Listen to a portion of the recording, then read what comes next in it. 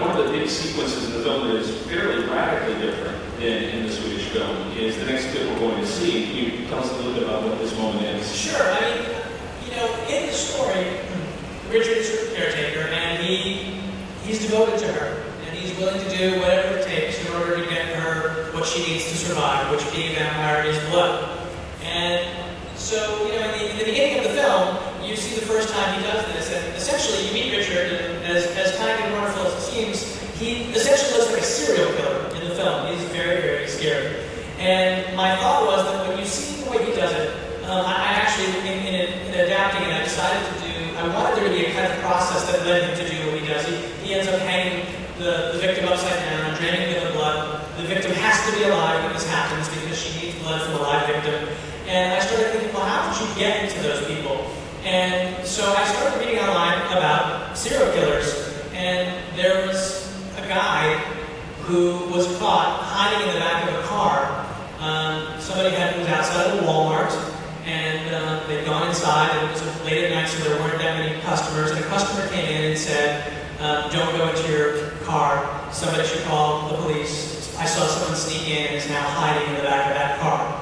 Which just put a chill up my spine. It made me think of that scene, you know, when I saw Silence of the Lambs, I remember sort of watching that, and as fun as all the sort of, you know, Anthony Hopkins stuff is, and the really gothic side of it, the thing that really scares me to this day is that scene where you watch him abduct, the serial killer abduct that girl, and he sort of says, will you help me put my couch in the back of this van? And then they disappear to the van, and you know that she's in trouble.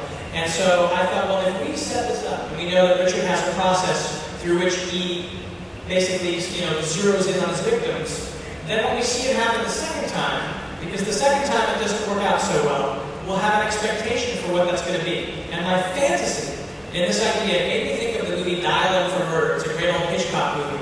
But the cool thing about that movie is that you know exactly how they're going to kill Grace Kelly. And they have this whole plan. And then you watch it, and you know what's supposed to happen, and none of that happens. And the weird thing, and it's one of the great things about movies that so excites me, is the way, by a point of view, you can experience the emotions and put yourself in someone's shoes who's doing things you might never do. And so my fantasy was that, you know, by the end of the scene in Dial M for Murder, the killer, you start rooting for him. You think, oh my God, how's he going to get her? And you're like, what am I doing? It's Grace Kelly. I don't want to kill Grace Kelly. And I was hoping that we could do something similar here, where you watch as the process begins, and then you watch Richard as it just spirals and goes down and down and down. So that's really what this is. It's supposed to be a killing, and it goes wrong. The one thing I want to say is what we're about to watch, we're not done with the movie yet, so there are a few visual effects that are in here, and they are very sort of only sketchily represented. They're not done, and so please keep that in mind when you're watching it. But I hope you guys, enjoy it. All right, here we go. Question is for Matt. Matt, can you talk about the writing process, and in particular, how much of the novel and original movie you incorporated or decided not to incorporate? Thank you. Sure. I mean, you know, the thing about it is that the novel, if you made the novel into a film and you did everything in it, you would have an amazing 10-hour miniseries. It would be like a Stephen King, like, masterpiece, you know, cinema story. And so I think, you know, the original story was, I think, brilliantly adapted by Lindquist, who wrote the script. And in reading the book, there were details I wanted to bring in. And I brought, actually one thing in particular he said to me, I remember he said to me, you know, because I really wanted to focus on the way he had smartly done the Romeo and Juliet story of Oscar and Ellie.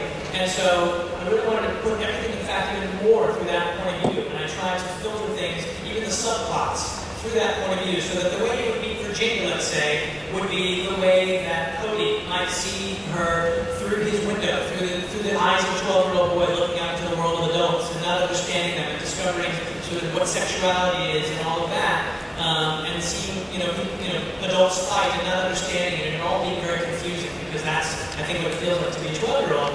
And so there's kind of this sort of rear window aspect, I think, to a certain part of Kodi's character in the movie, and he watches.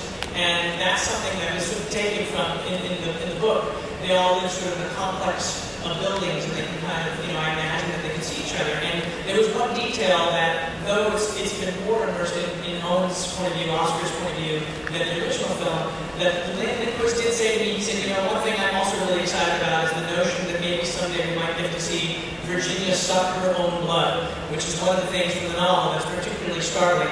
And so I said, well, no matter what, we're going to get that in the movie. So there are details like that I took. There are elements from the police story. There's a character named Staffen, whose character I tried to incorporate. Elias Koteas plays the character, and he's just wonderful.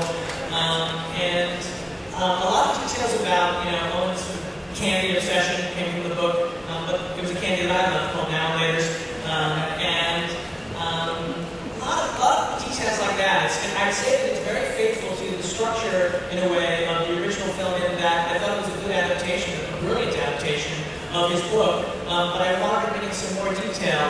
And the last aspect of that is that we have lots of details taken from the book that are sort of inspirations for things, and a lot of stuff that really is taken verbatim, which is in the structure of the original screenplay to the Swedish film.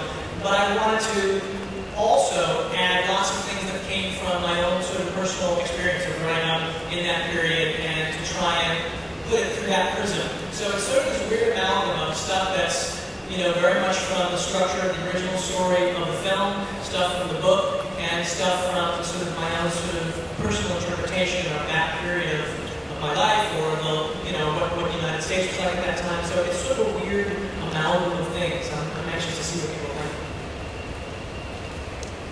think. This question is for Chloe. I was wondering if you could talk about any of the challenges you had from roles, transitioning to roles from like Kick-Ass to as far back as Amityville Horror to this new role, Let Me In.